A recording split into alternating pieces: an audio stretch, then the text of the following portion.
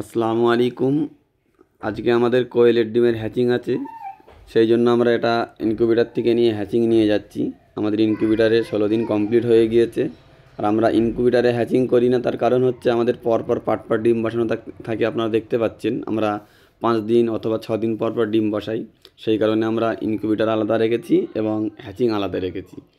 Incubator আর hatching আলাদা রাখার অনেকজনে প্রশ্ন করবেন যে ইনকিউবেটার আর হ্যাচিং আলাদা রাখার কারণটা কি। ইনকিউবেটারে আপনার তাপমাত্রা বেশি লাগে, আর্দ্রতা কম লাগে, এবং হ্যাচিং হওয়ার সময় আপনার তাপমাত্রা টেম্পারেচার কম লাগে এবং আর্দ্রতা বেশি লাগে। ইনকিউবেটারের ক্ষেত্রে তাপমাত্রা বেশি, আর্দ্রতা কম, আর হ্যাচিংয়ের ক্ষেত্রে আর্দ্রতা বেশি, তাপমাত্রা কম। সেই জন্য আমরা হ্যাচিং আলাদা করেছি। আপনারা দেখতে পাচ্ছেন আমাদের আজকে কোয়েলের ডিম হ্যাচিং দিচ্ছি। আমাদের অলরেডি হ্যাচিং হয়ে গিয়েছে, দেখেন। সকালে উঠে দেখি আমাদের হ্যাচিং প্রায় কমপ্লিটের দিকে। আপনারা কেউ যদি বাচ্চা নিতে চান, আমরা নাম্বার দিয়ে রাখবো, আমাদের সঙ্গে যোগাযোগ করবেন।